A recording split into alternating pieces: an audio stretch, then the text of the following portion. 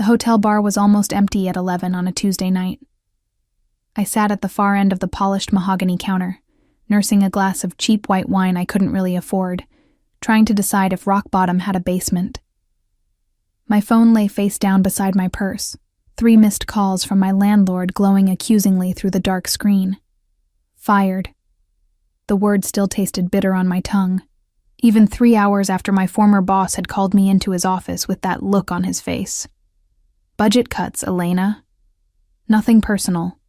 28 years old, no job, 2 months behind on rent, and responsible for my 16-year-old sister who would be finishing her shift at the diner in an hour expecting me to pick her up like everything was fine. I took another sip of wine, the tartness making my eyes water. Or maybe that was just the reality of my situation finally breaking through the shock. Excuse me. The voice was feminine, refined, with the slightest trace of an Italian accent. Is this seat taken? I glanced up to find an elegantly dressed older woman standing beside the empty stool next to mine. She had to be in her late 60s, with silver hair styled in a classic chignon, and eyes that held both kindness and an unmistakable sharpness. Her cream-colored suit probably cost more than my monthly rent used to be. It's all yours, I said, gesturing to the seat.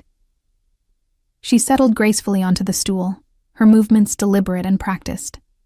The bartender materialized instantly, something that hadn't happened when I'd ordered 15 minutes ago. Campari and soda, per favore, she said, then turned her attention to me. You look like you've had a difficult day, Kara. I let out a hollow laugh. That obvious? I've seen that expression in the mirror more times than I care to count. She extended a perfectly manicured hand. Agnese Morazzov. Elena Reyes. I shook her hand, noting the surprising strength in her grip. Morazzov. The name tugged at something in my memory, but I couldn't place it. Her drink arrived, and she took a delicate sip before speaking again. Forgive me for being forward, but you have an honest face. I find myself in need of someone honest tonight. I raised an eyebrow. I'm not sure I'm the person you're looking for. I just lost my job, and I'm about 3 bad decisions away from living in my car. Perfetto, Agnese said, and I couldn't tell if she was joking. That means you have nothing to lose. Something in her tone made me set down my wine glass. What do you want? She studied me for a long moment, those sharp eyes taking in details I probably didn't even notice about myself. How would you feel about earning $20,000 for one evening's work? My heart stuttered. $20,000 would solve every immediate problem I had, would give Camilla and me breathing room, would buy me time to find a real job. It would also probably involve something illegal, dangerous, or both. What's the catch? I asked carefully. Agnese's smile was small and sad. I need you to pretend to be my son's fiancée for dinner tonight. Just a few hours, that's all. I stared at her. Of all the things I'd expected her to say, that wasn't even on the list. Your son's fiancée. See, there are business associates coming to dinner, people with traditional values who expect my son to be settled with a nice girl. She waved her hand dismissively. He's too focused on work, never brings anyone home. They want to arrange a marriage alliance with their daughter. I cannot allow this. Why not? The words slipped out before I could stop them. Agnese's expression hardened. Because the LeBlanc family are vipers, and I will not see my Severo tied to them through marriage to that girl who is as cold and calculating as her father. She caught herself, smoothing her features back into polished composure. You understand family, yes? You would do anything to protect them. I thought of Camilla, of the promises I'd made to our mother before she died 5 years ago. Yes, I understand. Then you understand why I must do this. She reached into her Hermes bag and pulled out a small card. The dinner is in 2 hours at my home. I will have a dress delivered to you, appropriate jewelry, everything you need. All you must do is sit beside my son, smile when appropriate, and convince the Leblancs that he is already spoken for. "Your son knows about this plan?" I asked, though I suspected I already knew the answer. Agnes's smile turned slightly mischievous. "Severo will adjust. He always does. He is very good at improvisation in business. This is simply another business transaction." I should have said no. Should have finished my cheap wine, gone to pick up Camilla, and figured out my life like a normal person. But $20,000 wasn't normal, and neither was my current situation. "What if I mess it up?" I asked. "What if they don't believe me?" "You have an honest face," Agnese repeated. "And you're sitting in a hotel bar on a Tuesday night, drinking cheap wine and fighting tears. You know what it means to be real, to struggle, to survive. That authenticity is what we need. The LeBlanc girl is polished perfection, all practiced smiles and calculated charm. You will be the opposite." $20,000, I said, still not quite believing this was happening. "For one dinner. Plus a bonus if you're convincing enough that they abandon their pursuit of the alliance." She pulled out her phone. "I'll need your address for the dress delivery, and your measurements." An hour and a half later, I stood in my cramped studio apartment, staring at the most expensive garment I'd ever touched. The dress was midnight blue silk, elegant without being ostentatious, with a neckline that suggested sophistication rather than seduction. The shoes were Louboutin, the jewelry was simple but clearly real, and the clutch contained $500 in cash for incidentals. Agnese Morazzovs wasn't messing around. I'd called Camilla and lied smoothly, telling her I had a catering job tonight and wouldn't be able to pick her up. She'd been annoyed but accepted it, used to the erratic schedule I'd been keeping lately trying to make ends meet. One more lie to add to the pile I'd been building since our mother died. The car that arrived to collect me was a Mercedes, driven by a silent man in a black suit who opened the door without making eye contact. As we drove through Boston streets toward the exclusive neighborhood where the Morazzovs family apparently lived, I tried to calm my racing heart. What was I doing? This was insane. I was about to walk into some mafia family's home and pretend to be engaged to a man I'd never met, all because his mother didn't want him marrying into another crime family. Because that's what the Morazzovs were, I'd finally remembered. Severo Morazzov was the name that occasionally appeared in the newspapers, always in connection with legitimate businesses and charitable donations. But everyone in Boston knew the rumors. The car pulled up to a massive brownstone in Back Bay, the kind of house that whispered old money and older secrets. Agnese waited on the steps, now wearing an elegant black dress that made her look like royalty. "Bellissima," she said, taking my hands in hers. "You look perfect. Now, before we go in, you must understand something about my son. He doesn't know about this," I stated. "He knows there is dinner with the LeBlancs. He does not know about you." She squeezed my hands. "Severo is a good man, Elena. But he is hard, closed off. 10 years ago, his father arranged a marriage for him. The girl betrayed him, took money to spy on the family for our rivals. Since then, he trusts no one outside our inner circle, especially not women." "That's who you want me to convince I'm engaged to?" I asked, panic rising in my throat. "A man who doesn't trust women?" "I want you to be exactly who you are," Agnese said firmly. "Real, honest, unpolished by our world. Let him see that not every woman is calculating, that not everything is a transaction, even if this is one." Before I could respond, the front door opened and a man in his 30s stepped out. He had to be over 6 feet tall, with dark hair that was just slightly too long and eyes the color of cold steel. He wore a charcoal suit that had definitely been tailored specifically for his frame, and he moved with the controlled grace of someone always aware of their surroundings. Severo Morazzov was, objectively, one of the most attractive men I'd ever seen. He was also, quite clearly, absolutely furious. "Mama," he said, his voice a low rumble of barely controlled anger. What have you done? Agnese's grip on my hands tightened. I have found you a fidanzata, my darling boy. Isn't she lovely? His eyes cut to me, and I fought the urge to step backward. This was a man who commanded through presence alone, who wielded power like a second language. Whatever softness his mother possessed, he had none of it. We need to talk, he said to Agnese, still not addressing me directly. Inside. Now. The LeBlancs will be here in 20 minutes, she replied calmly. There is no time for discussions. You will be gracious to Elena, you will play your part, and afterward we will talk about how I have saved you from a disastrous alliance. I don't need saving, he bit out. No? Agnese's voice sharpened. You were going to allow Dimitri LeBlanc to broker a marriage between you and his daughter. You were going to chain yourself to that family for the sake of business stability.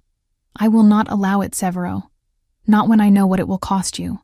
Something flickered in his eyes. Pain, maybe, or old anger. Then it was gone, replaced by cold assessment as he finally turned his full attention to me. And you are? He asked, his tone making it clear I was an inconvenience at best. I lifted my chin, refusing to be cowed. $20,000. Camilla's rent. Time to find a real job. Elena Reyes, your mother hired me to pretend to be your fiancé for the evening. I'm sorry for the deception, but I assume you're familiar with the concept of business transactions. The corner of his mouth twitched. It might have been the start of a smile or a sneer, I couldn't tell. How much is she paying you? He asked. That's between your mother and me, I replied. He studied me for another long moment, and I had the distinct impression I was being catalogued, assessed, filed away in whatever mental database he kept on people. Then he turned back to Agnese. Fine, we'll play your game, Mama. But this discussion is not over. Of course not, Caro, she said serenely. Now go inside and refresh yourself. Elena and I will be along shortly. When he disappeared into the house, I let out the breath I hadn't realized I'd been holding. He hates me. He doesn't know you well enough to hate you, Agnese corrected. He hates the situation. There's a difference. She linked her arm through mine. Come, let me show you the house, and tell you what you need to know about the LeBlancs before they arrive. And Elena? Thank you. I know this is strange and probably frightening, but you're doing a brave thing. As she led me into the most opulent home I'd ever seen, all marble floors and crystal chandeliers, I wondered if brave was the right word. Desperate seemed more accurate. But I was here now, about to have dinner with Boston's criminal elite, while pretending to be engaged to a man who looked at me like I was a problem to be solved. What could possibly go wrong? The answer, I would discover over the next few hours, was quite literally everything. The dining room was obscene in its elegance. A table that could seat 20, set tonight for 8. Crystal that caught the light from the chandelier overhead and threw rainbow prisms across white linen. Silver that probably cost more per place setting than my car was worth. I sat beside Severo, acutely aware of the tension radiating from him. He'd changed into a black suit with the top 2 buttons of his shirt undone, a calculated casualness that somehow made him more intimidating. His forearm rested on the table near my hand. The sleeve rolled to his elbow, revealing a dusting of dark hair and what looked like the edge of a tattoo. You'll want to stay on my right side, he'd murmured as we'd taken our seats. I prefer to keep my dominant hand free. The implication was clear. Even at his own mother's dinner table, Severo Morazzov was prepared for violence. Noted, I'd replied, matching his quiet tone. Should I be worried? That depends on how convincing you are. His gray eyes met mine. The LeBlancs don't accept failure gracefully. Agnese sat at the head of the table, positioned to orchestrate the evening like a conductor before an orchestra. Across from us sat 2 empty chairs, waiting for our guests. At the far end, a man I hadn't been introduced to watched everything with sharp, dark eyes. Yuri, Severo's head of security, Agnese had whispered. He knows about our arrangement. The doorbell chimed, and my heart kicked against my ribs. Remember, Agnese said softly, you are in love with my son. You see past his rough edges to the man beneath. You are not intimidated by his world because you know he would never let it touch you. Before I could ask how she expected me to fake something so specific, Severo's hand covered mine on the table. His touch was warm, firm, possessive. I looked at him in surprise. Trust me, he said, low enough that only I could hear. If we're doing this, we do it properly. They'll be looking for cracks, for any sign of weakness. Give them none. I nodded, turning my hand to lace my fingers through his. His grip tightened fractionally, and something passed between us. Not warmth exactly, but a kind of understanding. We were allies in this deception, at least for tonight. The dining room doors opened, and Dimitri Leblanc entered with his daughter Margot beside him. Dimitri was in his 50s, barrel-chested and radiating the kind of confidence that came from never having been told no. His suit was expensive but slightly too tight, his cologne overwhelming from 6 feet away. He looked like money, but new money, money that hadn't quite learned how to wear itself comfortably. Margot was 23 or 24, with the kind of calculated beauty that came from professional maintenance. Platinum blonde hair, designer dress, and eyes that assessed everything in the room like she was taking inventory. When those eyes landed on me, specifically on my hand intertwined with Severo's, they narrowed almost imperceptibly. "Severo!" Dimitri boomed, moving forward with his hand extended. "Good to see you, my friend. And Agnese, lovely as always." He kissed her hand with practiced charm that didn't quite reach his eyes. "Dimitri, Margot, welcome." Agnese gestured to the empty seats. "Please, sit. We have much to discuss tonight." "I see you've brought a guest," Dimitri said, his gaze settling on me with uncomfortable intensity. "Severo, you didn't mention you'd be entertaining company this evening." "Elena isn't company," Severo replied, his thumb stroking across my knuckles in what would look like an unconscious gesture of affection. "She's family, or will be soon enough." The silence that followed was profound. Margot's perfect composure cracked just slightly, her lips pressing into a thin line. Dimitri's jovial expression froze. "I'm sorry," Margot said, her voice clipped and precise. "Did you say family?" "My fiancé," Severo clarified, lifting our joined hands slightly. "I apologize for not mentioning it sooner. It's been a whirlwind, hasn't it, amore?" He looked at me, and I saw the challenge in his eyes. We were committed now, no turning back. "Completely unexpected," I agreed, finding my voice. "I certainly never thought I'd fall for someone like Severo. He's not exactly warm and fuzzy." Severo's lips twitched. "She keeps me honest." "How did you meet?" Margot asked, her tone suggesting this was an interrogation rather than polite conversation. This was the story Agnese and I had prepared during our brief time before guests arrived. Simple, mostly true, harder to poke holes in. "At a bookstore," I said. 3 months ago. I was reaching for a first edition Hemingway at the same time he was. He insisted I take it, then showed up at my apartment the next day with a signed copy. "Persistent," Dimitri observed, recovering his composure. He took his seat, Margot following suit with barely concealed fury. "That's our Severo. When he wants something, he doesn't give up." "Not when it matters," Severo agreed. His hand left mine to rest on my lower back, a possessive gesture that sent an unexpected shiver down my spine. Elena is worth being persistent for. Dinner was served, course after exquisite course that I barely tasted, too focused on maintaining the illusion.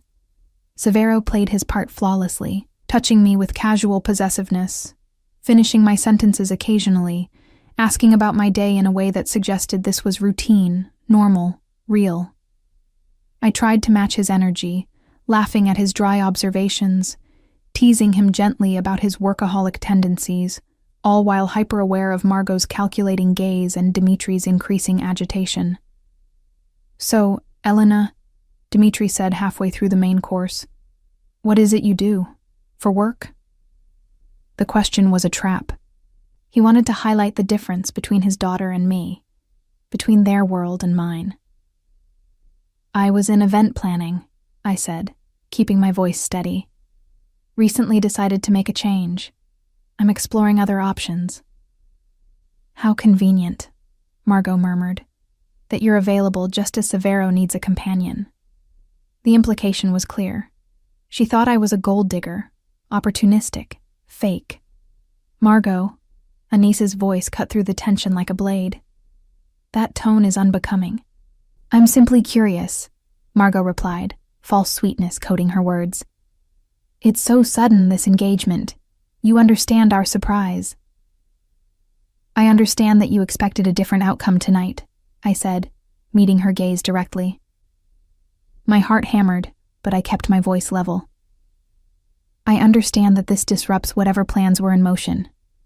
But I'm not going anywhere, so I suggest we all learn to be gracious about the situation." Severo's hand tightened on my back. Approval or warning, I couldn't tell. Across the table, Yuri's expression remained neutral, but I caught the flicker of respect in his eyes. Dimitri laughed, a booming sound without humor. "Spirit, I like that. Severo, you've chosen well, though I must admit, this does complicate our business discussions." "How so?" Severo's voice was mild, but tension thrummed beneath the words. "Our business stands independent of personal relationships." "Does it?" Dimitri leaned back, swirling his wine. "I had hoped our families might unite in more than just commerce. Margot has always admired you, Severo, and such an alliance would benefit both our organizations tremendously." "I'm sure it would benefit yours," Severo replied. "Mine is doing quite well as it is." The temperature in the room dropped 10 degrees. This was no longer a polite dinner. This was a negotiation, a power play, with me sitting in the middle of it like an unwitting pawn. "Perhaps," Agnesa interjected smoothly, "we should discuss business another time. Tonight is for celebration. My son has found love. Surely that deserves acknowledgement, regardless of business considerations." "Love," Margot repeated, the word dripping with skepticism. She turned to me. "Tell me, Elena, what is it exactly that you love about Severo? His charm? His warmth?" The sarcasm was thick enough to cut. I looked at Severo, at his hard profile and cold eyes, at the tension in his jaw that suggested he was one wrong word away from throwing everyone out. This man who didn't trust me, who saw me as a temporary inconvenience, who probably couldn't wait for this dinner to end so he could pay me off and forget I existed.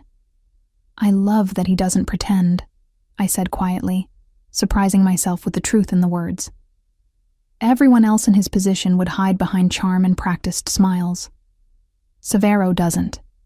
He is exactly who he is. No apologies. That kind of honesty is rare. Something shifted in his expression. His hand moved from my back to my shoulder, squeezing gently. "See?"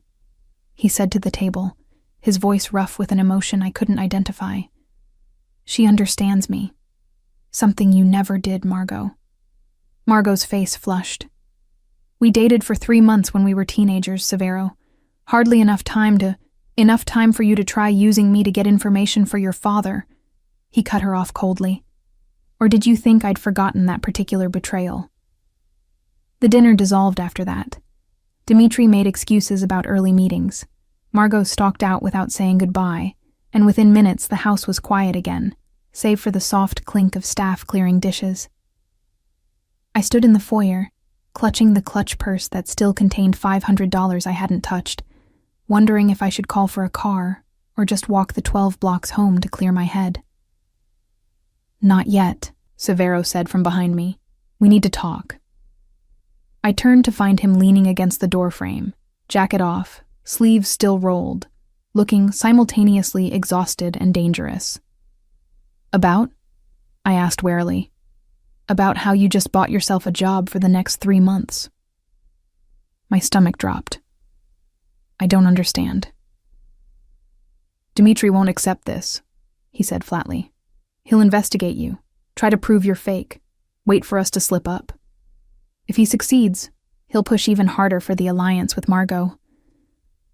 My mother was right to be concerned, but one dinner isn't enough to convince him. "What are you saying?" He pushed off the doorframe, moving toward me with predatory focus. "I'm saying you impressed me tonight. You didn't break under Margot's interrogation, you held your ground with Dimitri, and you somehow made our engagement believable despite meeting me an hour before they arrived."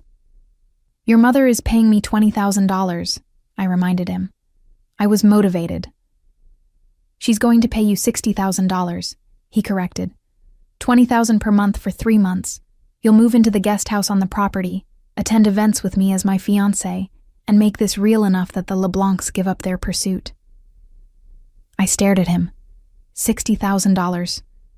Enough to secure Camilla's future, pay off debts, start fresh. But 3 months of lying, of living in this world, of pretending to be engaged to a man who looked at me like I was a puzzle he couldn't quite solve. "And after 3 months?" I asked. "We break up quietly. You leave with your money and your life. I stay free of Dimitri's manipulations. Everyone wins. Except you'll still be alone," I said before I could stop myself. His eyes hardened.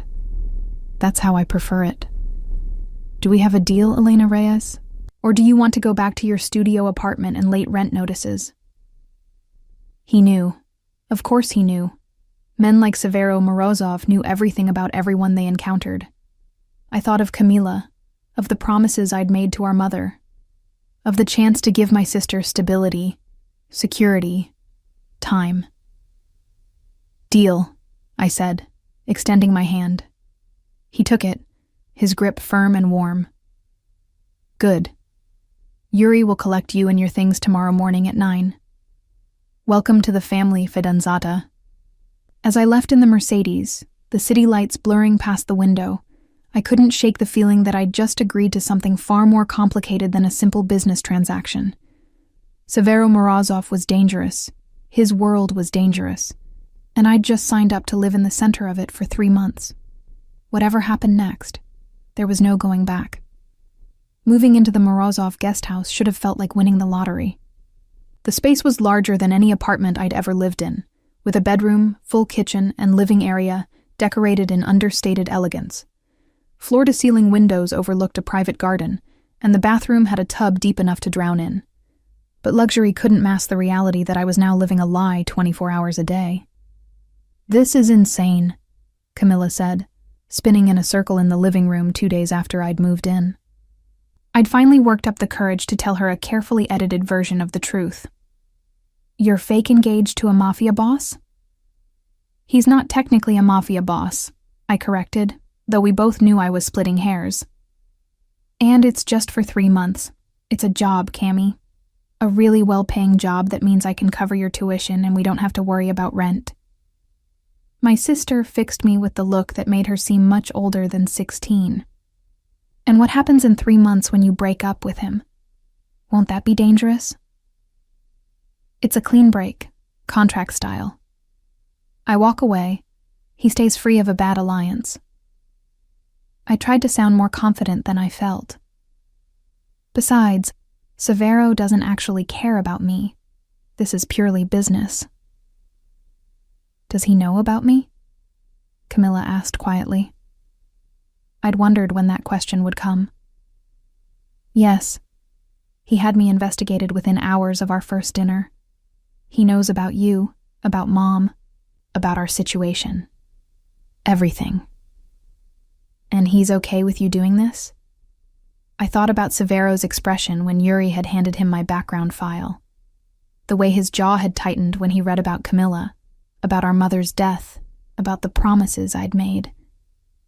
For just a moment, something had flickered in those cold gray eyes.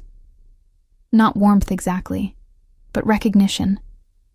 Like he understood what it meant to carry responsibility you hadn't asked for. He hasn't said I can't, I answered finally. The truth was, Severo and I had barely spoken since I'd moved in. He was gone most days, handling business I didn't ask about. When he was home, he worked in his study or the main house, keeping a careful distance. We'd established ground rules through Agnese. We'd appear together at social events, maintain the fiction in public, but our private lives remained separate. It should have been perfect, professional, clean. Instead, I found myself hyper-aware of his presence whenever he was near, tracking his movements through the property like my nervous system had developed a Severo-specific radar. Dinner tonight, Agnese informed me on Friday evening, appearing at my door with an armful of garment bags. Charity gala. Half of Boston's elite will be there, including people who know the LeBlancs.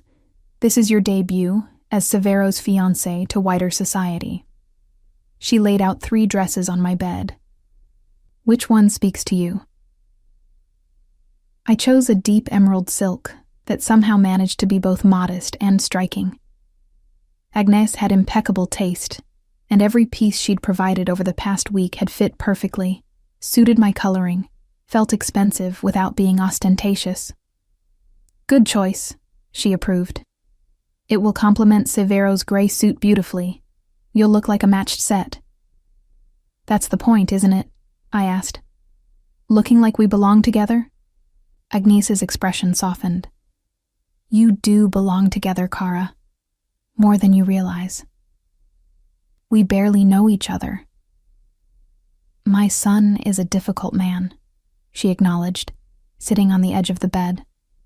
His father raised him to be hard, uncompromising. And then Margot's betrayal when he was 24 taught him that vulnerability was weakness. He's been alone ever since, and he thinks that's strength. What do you think it is?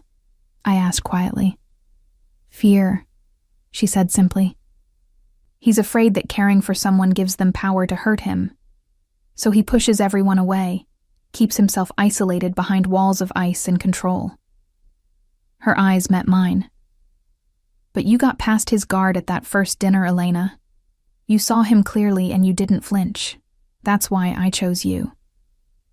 You chose me because I was desperate and available, I countered.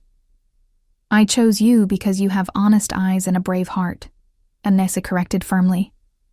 And because when my son looks at you, I see cracks in those walls. Small ones, yes, but they're there. I wanted to argue, to tell her she was seeing what she wanted to see. But I remembered the way Severo's hand had tightened on my shoulder when I'd defended him to Margot. The way he'd looked at me when I said I loved his honesty. Maybe Agnese wasn't entirely wrong. The gala was held at the Museum of Fine Arts, the building transformed into a glittering showcase of wealth and power. Severo arrived at the guest house at 7 to collect me, looking devastating in his gray suit with the jacket unbuttoned and a black shirt underneath that made his eyes even more striking. You clean up well, he said by way of greeting, his gaze tracking over the emerald dress before meeting my eyes. So do you, I replied, trying to ignore the flutter in my stomach. This was a job. He was my temporary fake fiancé. The attraction I felt was just a physical response to an objectively handsome man. Nothing more. Ground rules, he said as we walked toward his car, a sleek black Audi that Yuri drove with the same silent efficiency he did everything. Stay close to me. Don't wander off alone. There will be people there who'd love to use you to get to me. Dimitri? I guessed. And others. The LeBlancs aren't my only rivals. He held the car door open for me. But don't look nervous. You're my fiancé. You're protected. Anyone who touches you answers to me, and everyone knows what that means. The casual way he discussed violence should have frightened me. Instead, I felt an unwelcome sense of security, Whatever Severo was, whatever darkness lived in his world, he'd made it clear that I was under his protection. The museum was already crowded when we arrived, champagne flowing and conversation buzzing. Severo's hand settled at the small of my back as we entered, a possessive gesture that I'd grown used to over the past week.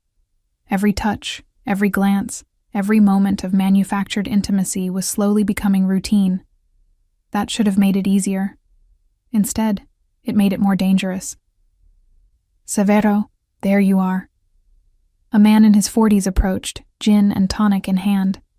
And this must be the mysterious fiancé everyone's been talking about. Elena Reyes, I offered my hand. Pleasure to meet you. Richard Hastings. I sit on the board with Severo. His handshake was firm, his smile genuine.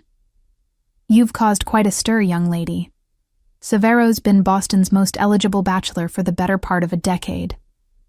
Lucky me, then, I said lightly. Indeed. Richard's gaze turned speculative. Though I have to say I'm surprised.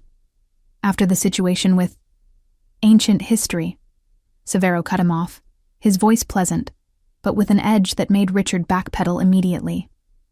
Of course. Well, congratulations to you both. Elena, if he gives you any trouble, you just let me know. Richard winked and melted back into the crowd. What situation? I asked quietly. Severo's jaw was tight. Nothing you need to concern yourself with. If we're supposed to be engaged, I should probably know your history. He was quiet for a long moment, guiding me through the crowd toward a quieter alcove near the sculpture gallery. When he finally spoke, his voice was carefully neutral. When I was 24, my father arranged a marriage to Margot. Our families had been business partners for years. It made sense strategically. We dated for 3 months, got engaged, planned a wedding. His hand dropped from my back, and he turned to face the sculptures rather than me. 2 weeks before the ceremony, I discovered she'd been feeding information about our operations to a rival family, troop movements, financial details, security protocols, everything. What did you do? I asked, though part of me wasn't sure I wanted to know. I called off the wedding, ended the alliance between our families.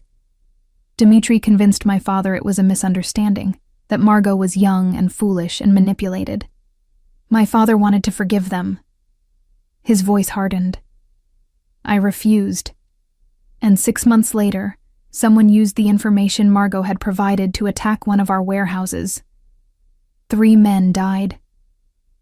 The weight of that history settled over me. I'm sorry. Don't be. It taught me a valuable lesson about trust. He finally looked at me, his expression unreadable. Which is why what we have works. We both know this is transactional. No feelings, no expectations, no room for betrayal. Just a business arrangement with clear terms. Right, I agreed, ignoring the small twist in my chest. Just business. Severo Morazzov, as I live and breathe. The voice was smooth, cultured, and carried an undercurrent of mockery. We both turned to find Dmitri LeBlanc approaching with Margot beside him. Enjoying the festivities? Well enough, Severo replied evenly. Elena, you remember Dmitri and Margot? Of course. I moved closer to Severo instinctively. Nice to see you both again. Is it? Margot's smile was razor sharp. I've been hearing such interesting things about you, Elena. Quite the Cinderella story. From unemployed to engaged to one of Boston's wealthiest men in less than a month. Love works in mysterious ways, I replied, keeping my voice light despite the warning bells clanging in my head. Does it? Dimitri's gaze moved between us. I've always found love to be remarkably predictable, opportunistic even. Is there a point to this conversation? Severo asked, his tone dropping several degrees. Simply marveling at your good fortune, Dmitri replied. Finding love so conveniently when we were about to finalize arrangements between our families. almost as if someone orchestrated it. The accusation hung in the air. They knew, or suspected at least. My son doesn't need orchestration to find companionship. Anissa's voice cut through the tension as she appeared at my other side. He needed only to open his eyes to the possibility, something he's always been perfectly capable of on his own. Agnesa, lovely as ever. Dimitri's smile didn't reach his eyes. You must be thrilled about the engagement. Overjoyed, she confirmed. Though I believe the silent auction is about to close. Wouldn't want you to miss your chance to bid. It was a dismissal, polite but firm. Dimitri inclined his head and moved away, but Margot lingered for a moment, her gaze locked on me. Enjoy it while it lasts, she said quietly. Severo doesn't believe in happily ever after. Whatever you think you have with him, it's temporary. He'll use you up and throw you away just like he did me. The difference, I replied, matching her quiet tone, is that I'm not trying to betray him. Her eyes flashed with anger before she turned and stalked after her father. Well handled, Agnesi murmured approvingly. But she's right about one thing, Kara. This situation with the LeBlancs is escalating faster than I anticipated. They're not going to accept defeat gracefully. Meaning? Severo asked. Meaning they'll try to prove Elena is a fraud. They'll investigate her, follow her, look for inconsistencies in your story. Agnese's expression was grave. You two need to spend more time together. Actually get to know each other. Make this believable beyond surface-level appearances. We had a deal, Severo said. Professional distance. And I'm telling you that deal needs to change, Agnesi countered. Dimitri is suspicious. If he finds proof this engagement is fake, he'll use it to destroy your credibility and force the alliance with Margot. You need to make this real enough to withstand scrutiny. How real? I asked, my voice coming out smaller than I intended. Agnesi looked between us. Real enough that when people see you together, they believe you're in love. Which means spending time together beyond scheduled appearances. Actually talking. Learning each other's habits and histories. Becoming friends, at minimum. Severo's jaw worked, tension radiating from every line of his body. Fine, we'll adjust the arrangement. Good. Agnesi squeezed my hand. I'll leave you two to enjoy the rest of the evening. And Severo? Try smiling occasionally. You're supposed to be happily engaged, not attending a funeral. After she left, Severo and I stood in awkward silence. The sculpture gallery felt suddenly too small, too intimate. I'm sorry, I said finally. I know this isn't what you signed up for. Neither of us signed up for what this has become, he replied. But we adapt. That's what survival looks like. He offered his arm, a formal gesture that felt oddly old-fashioned. Shall we continue pretending, fidanzata? The night is young and we have an audience to convince. I took his arm, feeling the solid strength of him through the suit jacket. Lead the way. As we moved back into the crowded gallery, I caught sight of our reflection in a glass case. We looked perfect together, matched and elegant, every inch the power couple. But I knew the truth. We were two people playing roles, pretending at intimacy while maintaining careful walls between us. The question was, how long could we sustain that illusion before the lines between real and fake began to blur? Tell me about your mother. Severo's voice startled me. We were sitting in his study, 3 days after the gala, attempting to follow Agnes's directive to actually get to know each other. So far, we'd managed 15 minutes of stilted conversation about favorite foods and preferred music before lapsing into silence. Now he wanted to know about my mother. Why? I asked carefully. He set down the glass of whiskey he'd been nursing. Because when Dimitri investigates you, and he will, he'll find information about your family. I need to know what he'll find so I'm not caught off guard. Always strategy. Always calculation. Nothing personal. She died 5 years ago, I said, keeping my voice neutral. Breast cancer. Stage 4 by the time they caught it. She was a single mother. Worked 2 jobs to keep us fed and housed. Never remarried after my father left when Camilla was born. That's the factual summary, Severo observed. I can read facts in a file. I want to know who she was. I looked at him, surprised by the request. He leaned back in his chair, shirt sleeves rolled to his elbows, tie long since discarded, looking more relaxed than I'd seen him. Maybe that was the whiskey, or maybe he was actually trying. She was funny, I said slowly. Even when things were hard, even when she was exhausted, she'd find something to laugh about. She used to make up stories for us about the people we'd see on the bus, giving them whole, elaborate lives. The man in the gray suit was actually a spy. The woman with the shopping bags was a retired Broadway star. I smiled at the memory. It made our small world feel bigger. And when she got sick, his voice was quiet. She made me promise to take care of Camila, to make sure she finished high school, went to college, had opportunities Mom never had. My throat tightened. She was more worried about us than about herself, even at the end. Severo was silent for a moment. That's why you took this job. The money for Camila. The money for both of us, I corrected. But yes, primarily for her. She's brilliant, Severo. Straight A's, wants to study engineering. I can't let her give that up because I lost my job and can't afford rent. You won't have to, he said simply. Whatever else happens, I'll make sure Camilla's education is covered. That's not part of our contract. It's a guarantee. I stared at him. Why would you do that? Because I understand responsibility you didn't ask for, he replied, his gaze holding mine.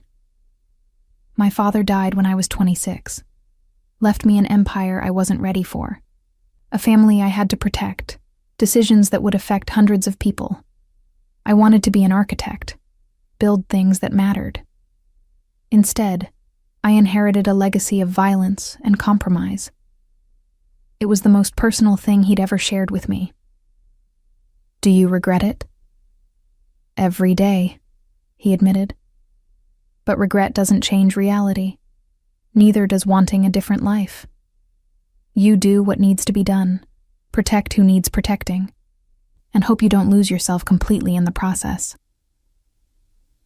Is that what you think is happening? That you're losing yourself? His laugh was hollow. I lost myself a long time ago, Elena. Now I'm just managing what's left. The bleakness in his voice made my chest ache. I don't think that's true. No? He refilled his glass. You've known me 2 weeks. What could you possibly know about who I am? I know you kept your mother's dinner theater tradition alive even though you'd rather work, I said. I know you personally funded a scholarship program for underprivileged kids in South Boston. I know you visit the graves of the men who died in that warehouse attack every month. Yuri told me. Severo's expression darkened. Yuri talks too much. He cares about you, I corrected. And he's worried you've forgotten how to let anyone see the man you actually are underneath all the armor. The armor is all that's left, Severo said flatly. The man underneath died with my father's empire and Margot's betrayal. What you see now is what there is. I don't believe that. Believe what you want. He stood abruptly. This was a mistake. We don't need to know each other's tragic backstories to fake an engagement. We just need to perform convincingly in public. Severo. Good night, Elena. He left before I could respond, the door closing with controlled precision that was somehow worse than a slam. I sat alone in his study, surrounded by leather-bound books and expensive art, and wondered if Agnes was wrong. Maybe Severo's walls weren't just cracked. Maybe they were reinforced steel, impenetrable. And I was foolish to think I could see through them. The next morning, Camilla showed up at the guest house before school, her expression worried. Someone was asking about you at the diner, she said without preamble. Man in an expensive suit, asking Raj if you had any enemies, if you'd been in trouble with anyone. My stomach dropped. What did Raj say? That you were a model employee who never caused problems. But Elena, who is this guy? Why is he asking questions? It's nothing, I lied, pulling her into a hug. Just someone being nosy about my new situation. It's fine. She pulled back, skepticism written across her face. Are you in danger? Because if this fake engagement thing is putting you at risk. It's not, I promise. Another lie. But what was I supposed to tell her? That a rival crime family was investigating me, looking for leverage? Just be careful, okay? Don't talk to strangers about our family. After she left for school, I found Yuri in the main house kitchen. Dimitri's having me followed, I said. We know. 2 men, rotating shifts. They're not very subtle. He poured coffee with the same efficiency he did everything. Severo's aware. He has counter-surveillance in place. Why didn't anyone tell me? Yuri's dark eyes met mine. Because you'd worry, and worry makes people act differently. Dimitri's looking for proof you're not who you claim to be. The best defense is to be exactly who you appear to be. A woman in love with Severo Morazzov. Except I'm not, I pointed out. This is all fake. Is it? Yuri asked mildly. Because from where I'm standing, you're the only person in years who's gotten past Severo's guard. He talks to you, shares things with you. That's real, even if the engagement isn't. He walked out on our conversation last night. Because you got too close to something true, Yuri replied. Severo doesn't know how to handle genuine connection anymore. Margot's betrayal broke something in him, but you're the first person since then who makes him want to try fixing it. Before I could respond, Severo appeared in the doorway. He looked tired, like he hadn't slept, his hair slightly disheveled and his shirt wrinkled. We have a problem, he said without preamble. Dimitri's calling a meeting of the families. He's demanding I prove the engagement is legitimate or step aside on a major business decision. What kind of proof? I asked. Documentation, history, evidence that we've been together longer than 3 weeks. His jaw was tight. He's going to try to expose us. So we give him what he wants, I said, my mind already working through possibilities. We create a history, photos, receipts, witnesses. We backdate our relationship to make it more believable. Severo looked at me with something like respect. That's essentially fraud. And this whole arrangement isn't? I countered. We're already lying. We just need to make our lies more convincing. There's a difference between performing and fabricating evidence, Yuri interjected. The latter carries legal risks. Not if we're smart about it, I argued. Not if we use enough truth to make the lies hold up. Severo studied me for a long moment. You're suggesting we commit to this more completely. I'm suggesting we win, I corrected. You said adaptation is survival, so let's adapt. A slow smile spread across his face, the first genuine one I'd seen from him. It transformed his features, made him look younger, less burdened. You're more devious than you look, Elena Reyes. I prefer strategic, I replied, returning his smile. So, how do we do this? How do we create a convincing history in less than 2 weeks? Agnesi appeared behind Severo, somehow having materialized from nowhere. You spend every waking moment together. You create memories, inside jokes, shared experiences. You make the lie so real that even you start to believe it. That's dangerous, Severo said, his smile fading. More dangerous than losing to Dimitri? She countered. More dangerous than being forced into an alliance that will destroy you?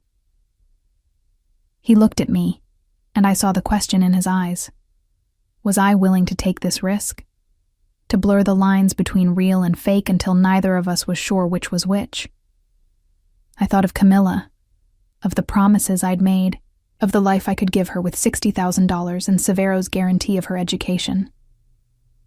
I thought of the man standing before me, broken and guarded, who'd offered me a lifeline when I needed it most. "I'm in," I said firmly. "Whatever it takes." Severo nodded once. "Then we start now. Clear your schedule for the next 2 weeks. You're about to become an expert on Severo Morazzov, and I'm about to learn everything there is to know about Elena Reyes." "Is that a threat or a promise?" I asked lightly. His eyes darkened with something I couldn't quite identify. With me, they're often the same thing. 2 weeks of intensive bonding turned out to be more complicated than I'd anticipated. Severo took the project seriously, creating a schedule that would have impressed a military strategist. Mornings we spent together over coffee, sharing childhood stories and learning each other's mannerisms. Afternoons, we attended his business meetings where I sat beside him, observing, becoming familiar with his world. Evenings, we had dinner together, sometimes in restaurants where we could be seen, sometimes at home where we could talk without performance. And slowly, terrifyingly, the lines between fake and real began to blur. "You bite your lip when you're thinking," he observed one morning, watching me over his espresso. "Lower left corner. You've done it 3 times since we sat down." "You tap your ring finger on the table when you're impatient," I countered. 4 times in the last 5 minutes. What are you impatient about?" "This." He gestured between us. "I don't like waiting to see if our strategy works." We were in a cafe in the North End, deliberately choosing a spot where we'd be seen by mutual acquaintances, creating our history, building our story.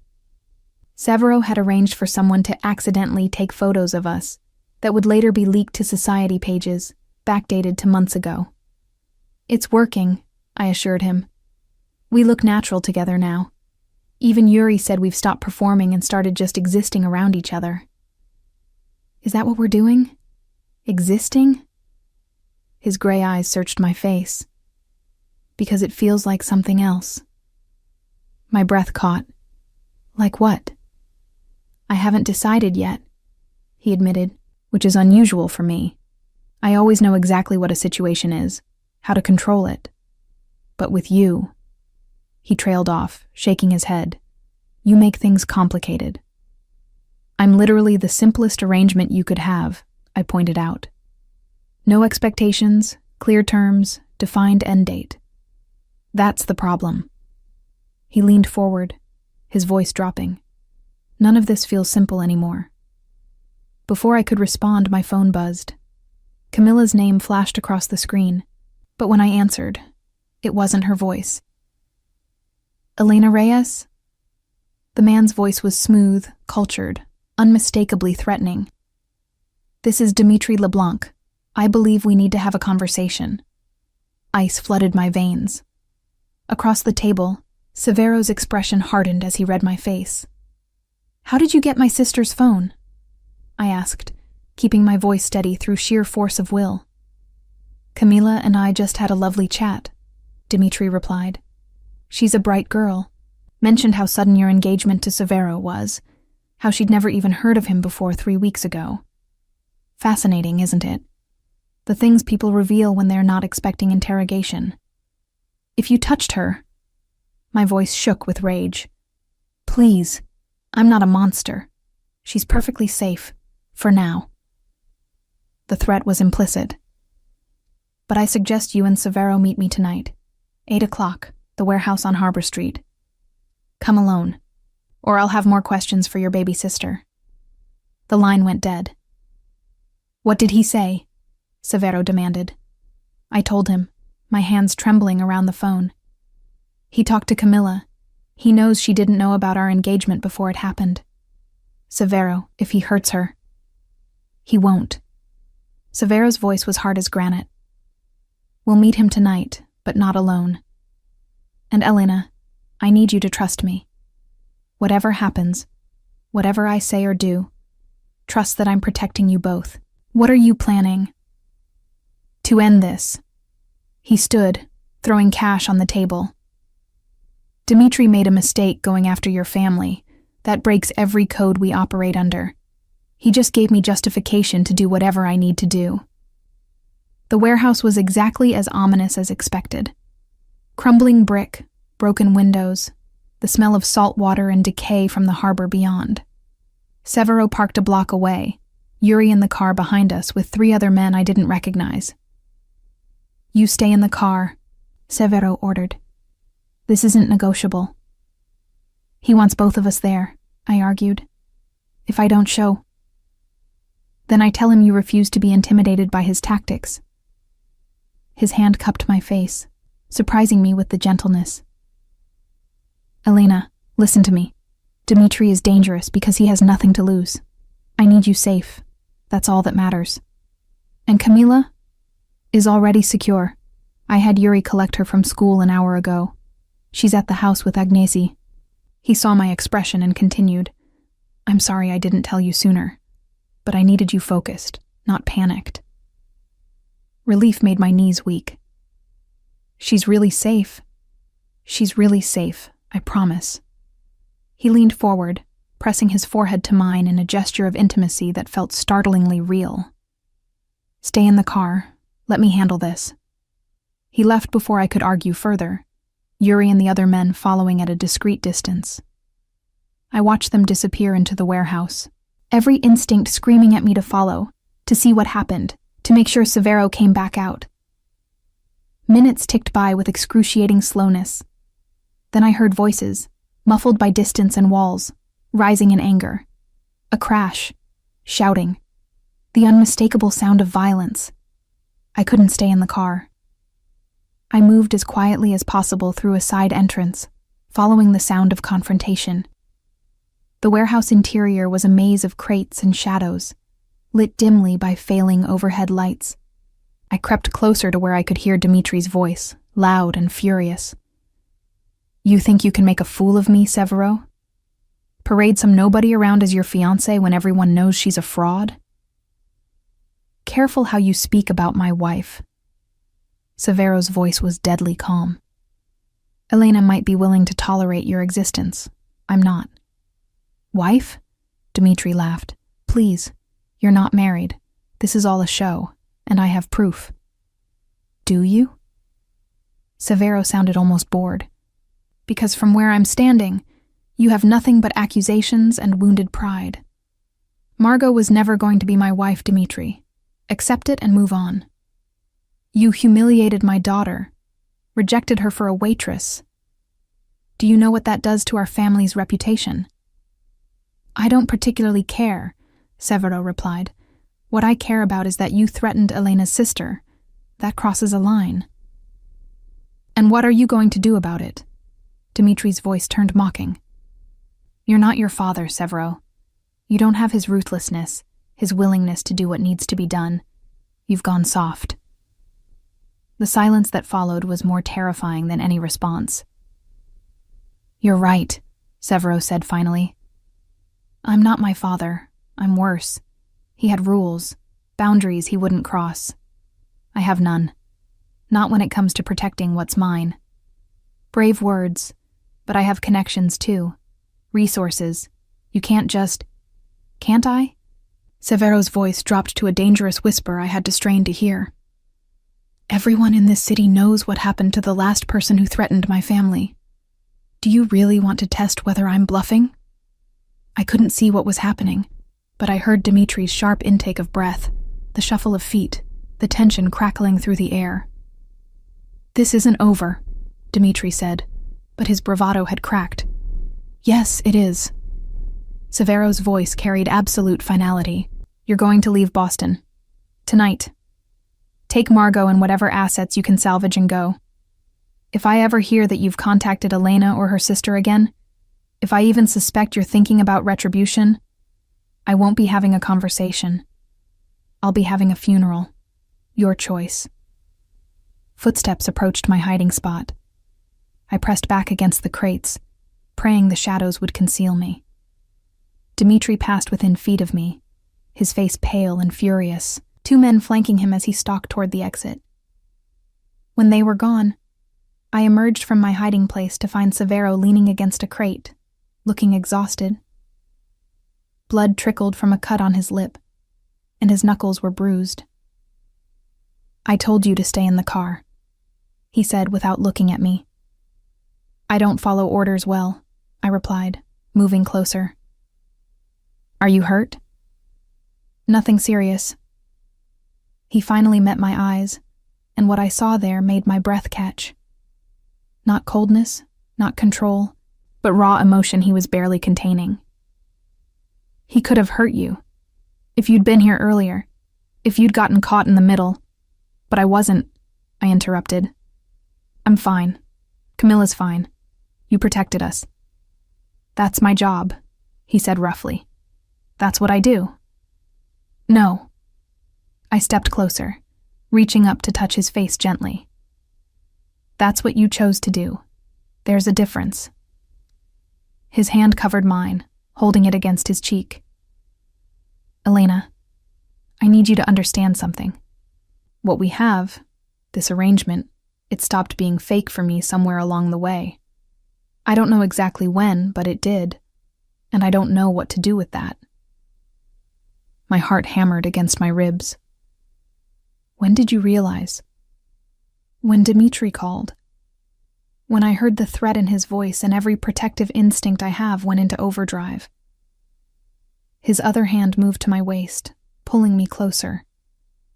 "When I knew I would burn this entire city down to keep you and Camilla safe. That's not acting, Elena. That's real." "Severo." "I'm not asking you to feel the same way," he continued. "I know our deal. I know you're here for the money, for Camilla's future, but I needed you to know the truth before this goes any further." I looked up at him, at this man who'd started as a stranger, become my fake fiancé, and somehow transformed into someone I couldn't imagine my life without. The man who'd protected my sister without being asked, who'd shared his painful history with me, who'd let me see past his armor to the broken, lonely person underneath. "You're right," I said softly. "Our deal was fake. Was. Past tense." Hope flared in his eyes. "Meaning?" "Meaning I stopped acting too." I reached up, pulling him down so I could kiss him properly. Not for show, not for cameras, but because I wanted to. Because somewhere in the past 2 weeks, Severo Morazzov had become the person I thought about first in the morning and last at night. Because protecting what's yours goes both ways. He kissed me back like a drowning man finding air, his arms wrapping around me with fierce possession. When we finally broke apart, both breathing hard, he rested his forehead against mine. "What do we do now?" he asked. "We stop pretending," I replied. "We make this real. All of it. Elena, my world is dangerous. You've seen a fraction of it tonight. If you stay with me, if this becomes real, there will be more nights like this. More threats, more violence, more of you," I interrupted. "That's what I want. Not your money, not your protection. Though both are nice. Just you." "You're sure? Because once we cross this line, I'm not letting you go. I don't know how to do this halfway." "I'm sure." I kissed him again, softer this time. "I've been sure for days. I was just waiting for you to catch up." His laugh rumbled through his chest, devious and patient. I should have known.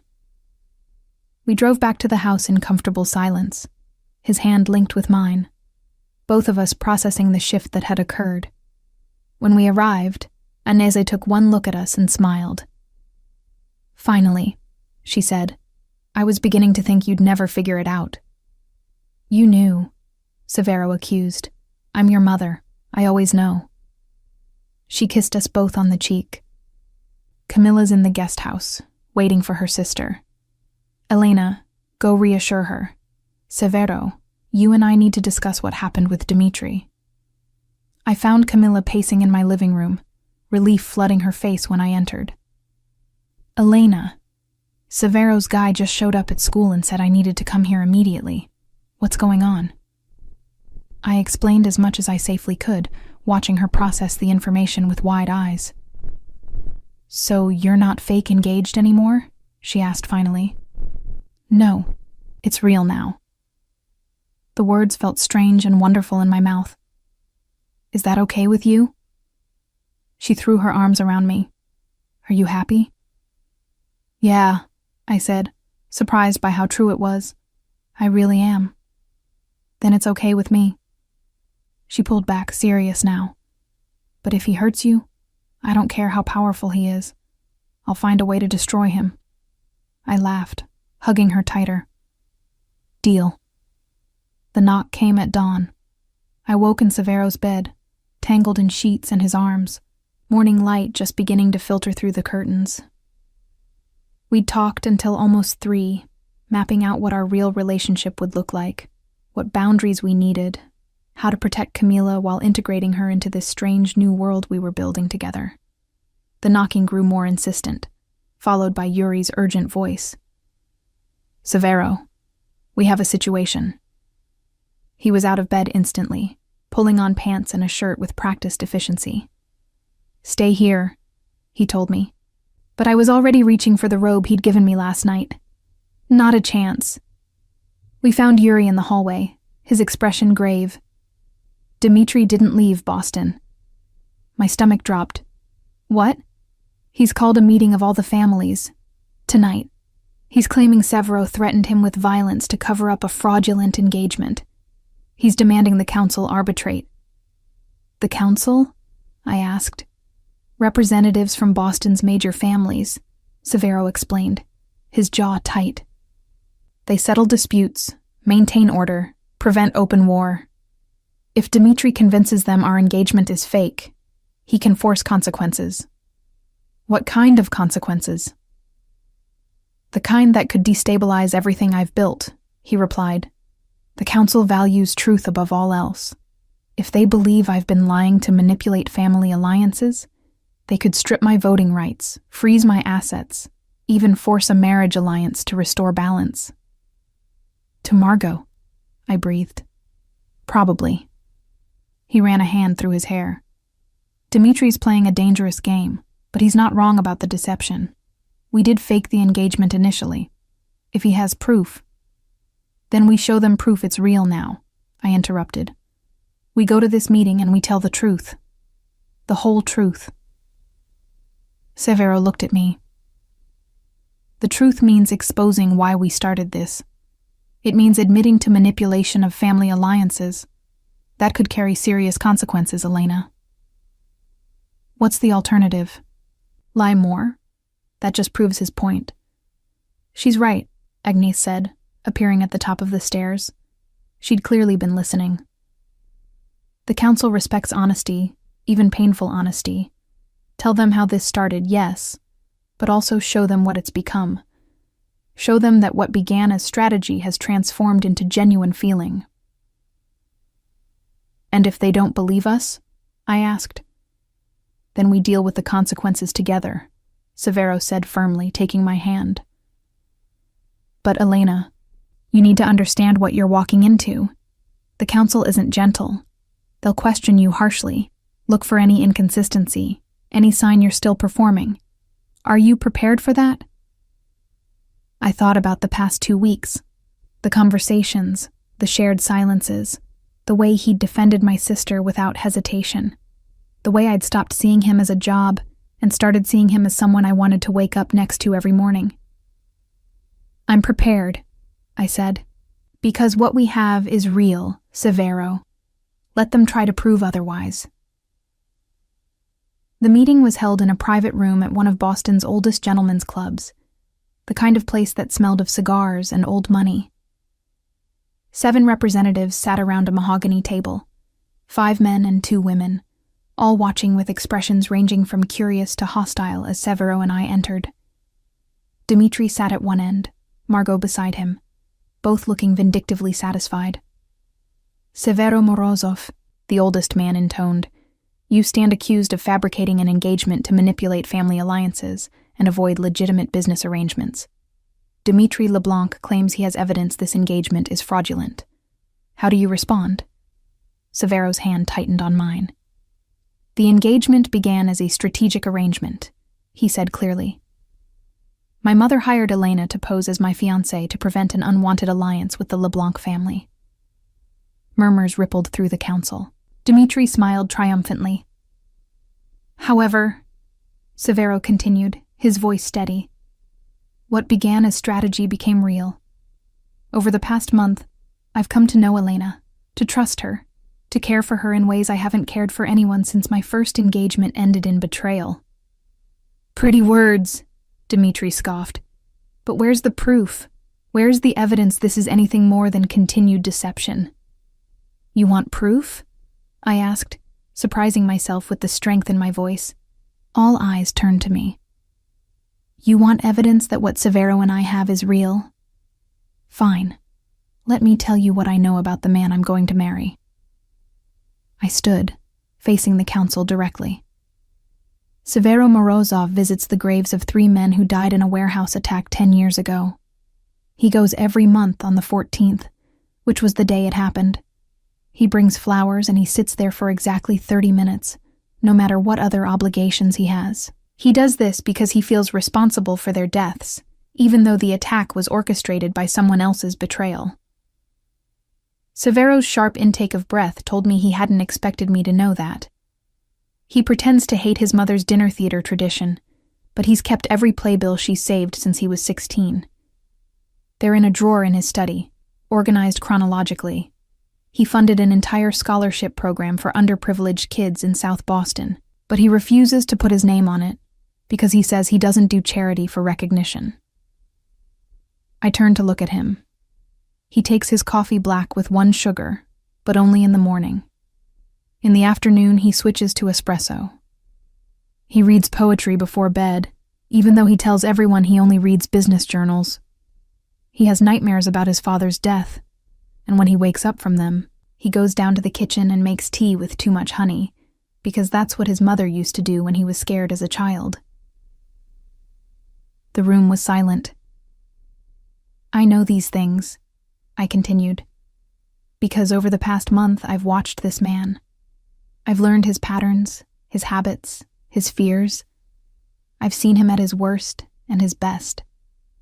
I've seen him threaten violence to protect my sister, and I've seen him gentle enough to make that same sister laugh over dinner.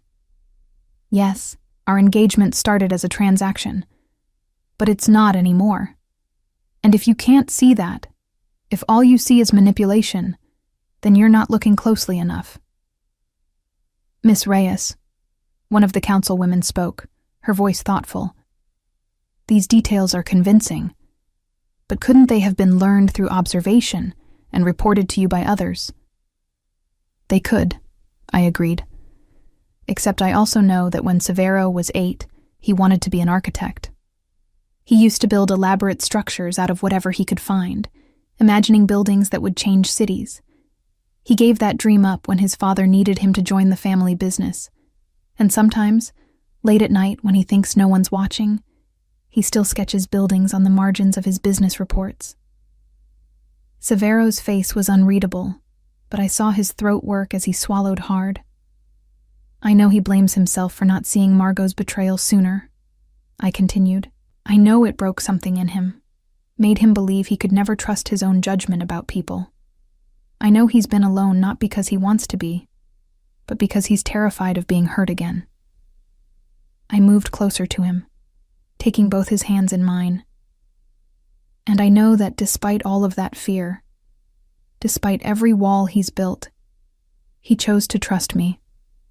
Not because I was convenient or strategic, but because somewhere along the way, we both realized that what we had was worth the risk of being hurt. That's what real looks like. That's what love looks like. Love, Dimitri said mockingly. Convenient that you discover these feelings just when you're being questioned about their authenticity. Actually, Severo said, his voice rough with emotion, it's inconvenient as hell. Loving Elena complicates everything. It makes me vulnerable in ways I swore I'd never be again. It means I can't make purely strategic decisions anymore, because I have to consider how they'll affect her and her sister. It means I'm choosing her over business advantages, over family alliances, over everything I've been taught should matter most. He turned to the council. You want to know if this engagement is real? It's more real than anything else in my life. And yes, it started with deception. But the truth is, standing here with me, willing to face this council, willing to expose herself to scrutiny and potential consequences because she believes in what we've built together. Then prove it, Dmitri challenged. If this engagement is so real, make it legal. Marry her. Right now, in front of all of us. Or admit this is still just performance. The room erupted in conversation. Several council members objected to the demand as excessive, but Dmitri pressed his point. A real engagement leads to marriage, he argued. If Severo is telling the truth, if he truly loves this woman, there should be no hesitation. If he hesitates, we know he's still lying. It was a trap, beautifully constructed. Either Severo called his bluff and we married immediately, binding ourselves legally before we were ready, or he refused and confirmed Dmitri's accusations of fraud. Fine, Severo said, his voice cutting through the chaos. We'll marry today. Right now, if that's what it takes to satisfy you. Severo, I started, but he turned to me, his eyes intense. Elena, I know this isn't how you imagined this happening. I know it's rushed and pressured and far from romantic. But I meant what I said. You're the most real thing in my life. If marrying you today means ending this circus and protecting what we have, then that's what we'll do. And if I say no? I asked quietly. If I tell you this is crazy, that we should wait? Then we wait, he replied without hesitation. And I'll deal with whatever consequences Dmitri wants to throw at me. But Elena, understand this. I want to marry you. Not because of his ultimatum, not to win this political game. Because I love you, and I'm done pretending otherwise. My heart felt too large for my chest. This man, this complicated, damaged, fierce man, was offering me everything. Not because he had to, but because he wanted to. You love me, I repeated, needing to hear it again. I love you, he confirmed. Inconveniently, irrationally, completely. And if you need more time, if this is too much too fast, I'll wait. But I won't pretend anymore that this is anything less than what it is. I looked around the room, at the council members watching with various degrees of skepticism and interest. At Dmitri's smug expression, certain he'd cornered us. At Margot's barely concealed fury. At Agnese, standing in the doorway with tears in her eyes and hope on her face. Then I looked back at Severo, at the vulnerability he was showing me despite everything it cost him. I don't need more time, I said. I need a witness and someone authorized to perform marriages. His eyes widened. You're sure? I've been sure for days, I told him, echoing my words from the warehouse. I was just waiting for you to catch up. 2 hours later, we stood in the same private room, now rearranged to accommodate a hastily organized ceremony. The council had produced a judge they trusted, the paperwork had been prepared, and Agnese had somehow procured flowers and champagne. Camilla stood beside me as my witness, Severo having sent Yuri to collect her with explicit instructions to explain everything on the way.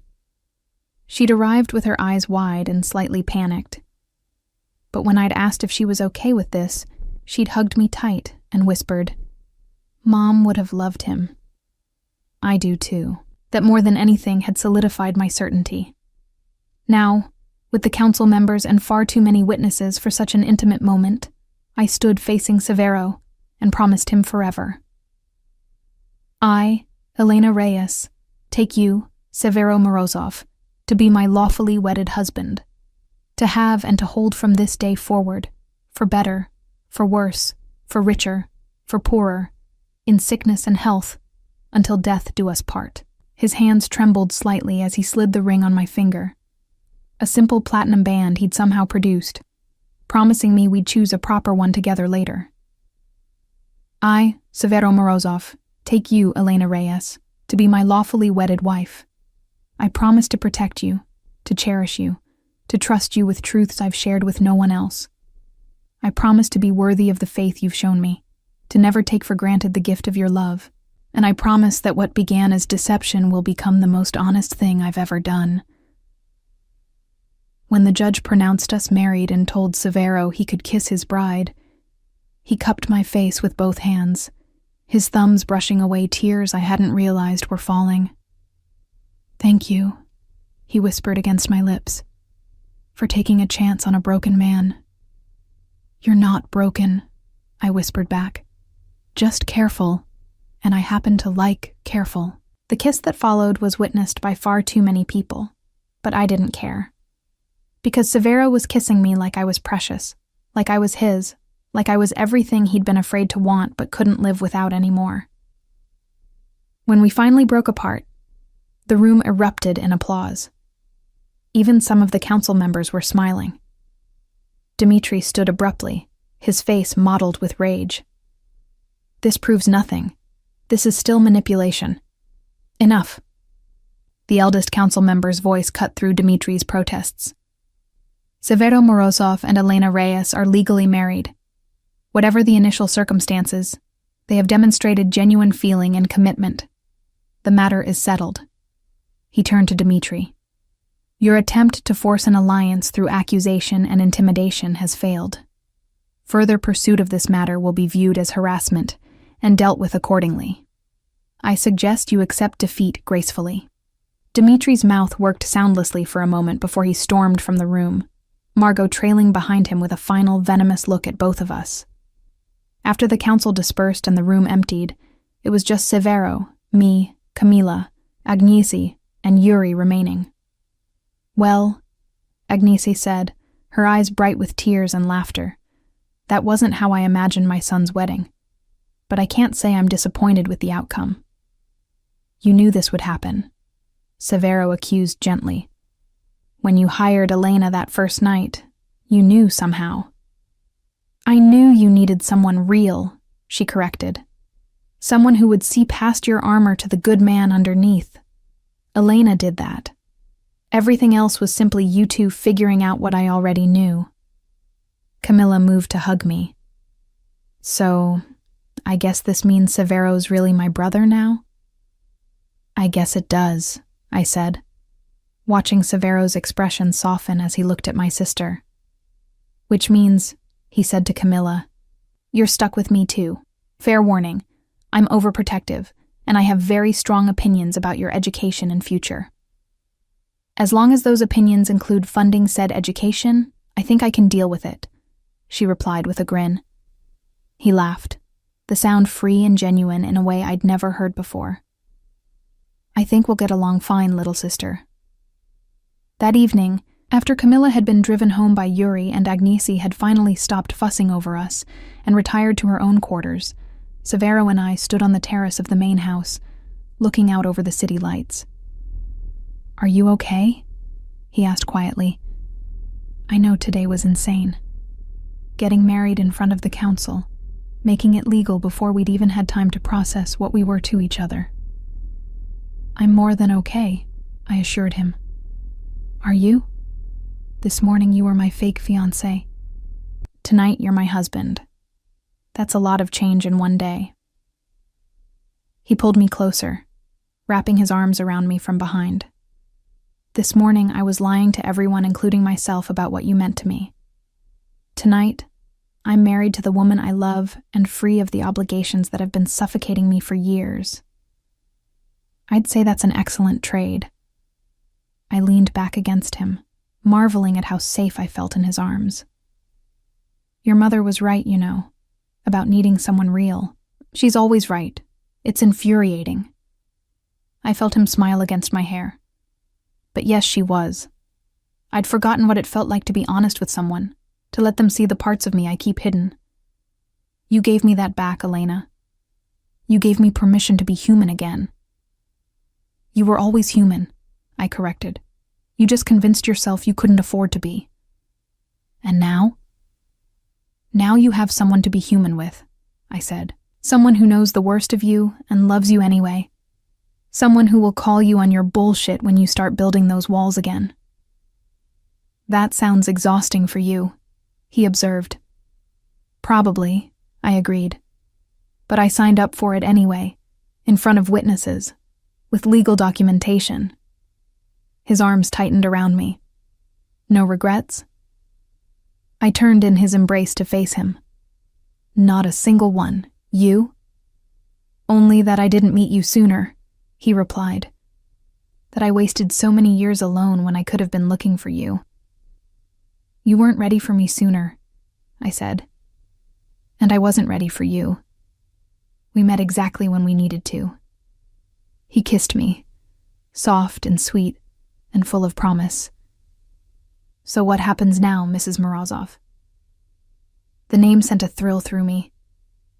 Now we figure out what our real life looks like. Without pretending, without strategy, without council meetings and fake engagements. Just us, he agreed. Just us, I confirmed. And Camila and Agnesi and whoever else ends up in our orbit. But at the center, it's us. Real, honest, occasionally messy, completely imperfect us. I think I can live with that, Severo said, pulling me back against him as we looked out over the city that had brought us together in the most unlikely way. In fact, I think it's the only thing I want to live with. We stood there for a long time, wrapped in each other, and the quiet certainty that what we had was worth every risk, every complication, every moment of doubt that had brought us to this point. I'd walked into a hotel bar 6 weeks ago, with nothing but debts and desperation. I was leaving with a husband, a family, and a future I'd never imagined possible. Love, it turned out, was the most strategic move I'd ever made.